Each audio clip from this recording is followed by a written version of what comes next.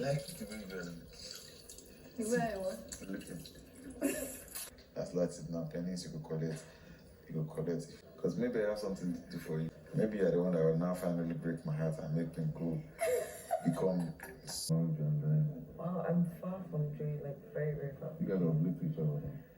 You're disrespecting your friend. Sooj, taking a piss. Shaun. Oh yeah, my bad. Yes. I'm good. So We you just had a normal conversation like every other do. So I just thought to myself, like, you explore other options. It's official. Toby now becomes the first male housemate to approach a married woman. Anyways, you don't have to blame Toby because he doesn't know what's going on. Well, it all started when Kasia was doing the dishes and Toby now asked her saying, "What features do you always look out for in your man?" And Casia, went ahead listing somebody that is kind, somebody that is cute, somebody that is this. And at the end of it, Toby turned to say, are you kind? And Casia said, of course, she is. And then he asked Casia saying, being that, okay, before he asked this question, Casia actually asked him, when was the time you made your first 1 million? And he said, well, not quite long. And not like he has been suffering before then, but no. Due to he had bills, expenses, and all that, it made it look like he wasn't saving much. But 2 years ago, he made his first billion. And then he asked Casia as well, and Casia said anyway that was 3 years ago when she was it 27 or 28, I can't remember. And I guess Toby had to do the whole age calculation thing, he said, because he turned to Casia and was like, oh wow, that he's 27. And now, went further to say, ask Casia, being that you're beautiful, you're an entrepreneur, you're making your money, don't you get pressure from family and friends or people that care on why you're still single at this stage, at this age?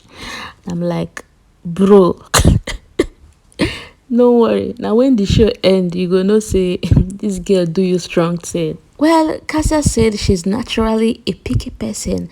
She takes her time to make sure she gets the best.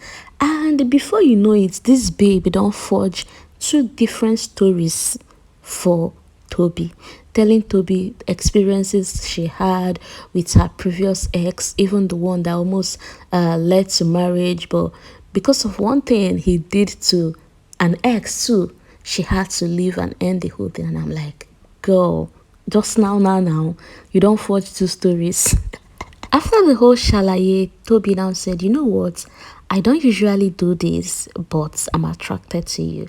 And when he said, I don't usually do this, I'm like, bro, hold on. Just wait. We're the one admiring Anita in the morning.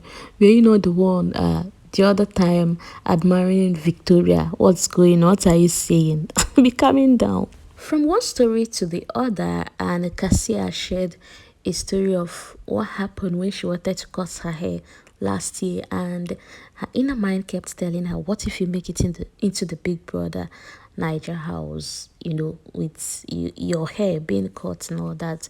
And she said at the moment, she never thought it was possible for her to get into the house. Well, Toby in return said, maybe God made it possible so we can meet each other. Maybe you're here because of me. And he even added, and I think we'll both make powerful couple. And I'm like, okay. You don't know what's going on.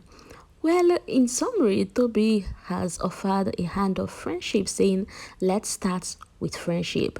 Although Casia didn't give any definite reply, she was just there making up stories, smiling here and there. Meanwhile, her husband was Kelly was stuff. Just busy, arranging, tidying up everywhere. And I'm like, bro, calm down. Are you really this industrious? Are you really this good with chores?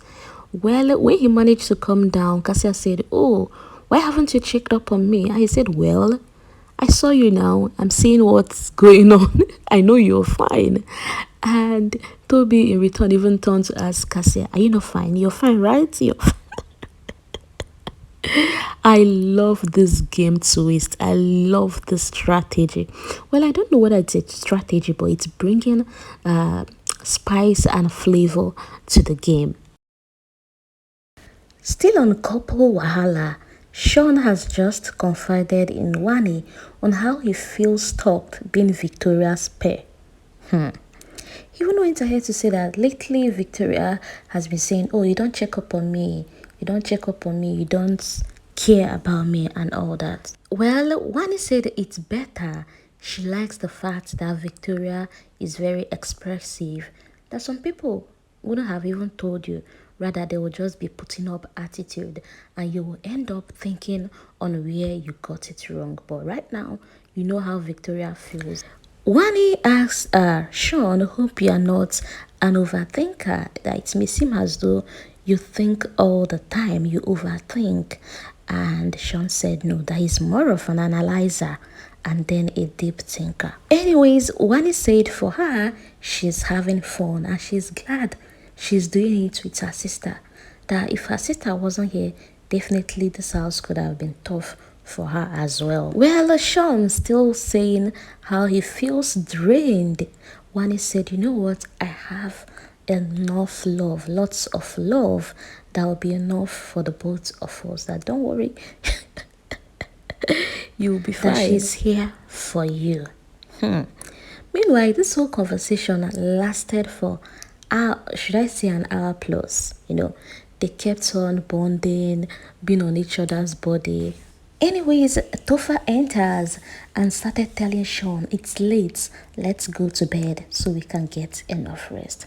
I don't know whether he said that jokingly the first time, although he claims it was just a joke, but it didn't go well with Wani.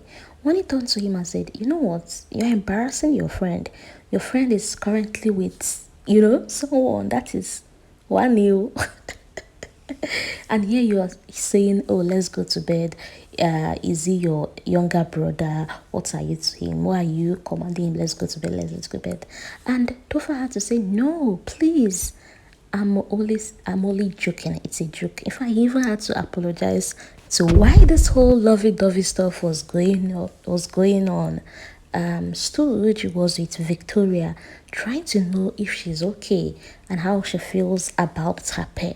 Well, Victoria responded diplomatically by saying, my pair is fine, and mind you, we can't keep talking about Shaun throughout this whole conversation.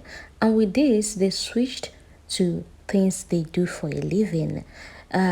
Victoria even went ahead to narrate how she worked in a hotel in Abuja, managed a hotel, all the modeling gigs she has done, and Sooj was like, the modeling gig thing, is it that lucrative? And she said, well, it depends on the kind of brand you're working with. And she also pointed out that she has known Shaun for 3 years now. The conversation even went longer, with the both of them explaining their future plans, and Sooj pointed out on places he would like to visit. Thank you for listening, and don't forget to give this video a like and turn on your post notification, as I'll be bringing part 2 of all the midnight rendezvous. Thank you for watching.